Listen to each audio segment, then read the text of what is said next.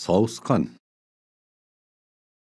тыным таппай сүйреңдеп, көп сөйлей бергендіктен сауысқанның тілі аузына сыймай ісіп кетіпті.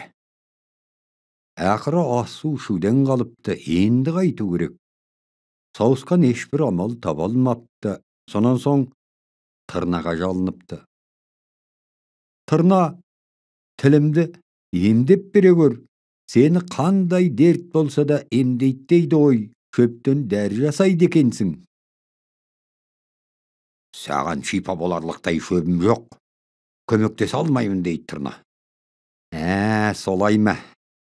Міндетсінесің бе деп сауысқан ашуға мінеді. Ендеше маған өкпелеме, жаманатыңды бүкіл орманға жайып, өлітейін білем. Осыны айтуға тілі зорға келетті, ем сұрап, қабанға барады, оған арыз айтады. Менің көмегім керек болған екен ғой саған, ендеше келе ғой, әкел бері.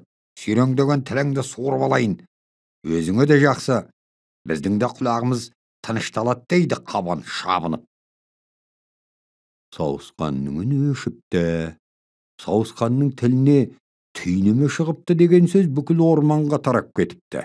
Ақыр аяғында сауысқан тіпті өйлей алмай қалады. Енді саған ешкім де көмектесе алмайды дейді үкі сауысқанды жұбатып. Өзіңе берік бол. Неге дейді сауысқан мұңая қырылдап. О баста тіліңе ие болуың керек еді. Сатып алған ауруға ем табылмас деген осы. Сөйтіп сауысқан тілінен айырылып, күні бүгінге дейін мағынасыз шықылықтай береді екен.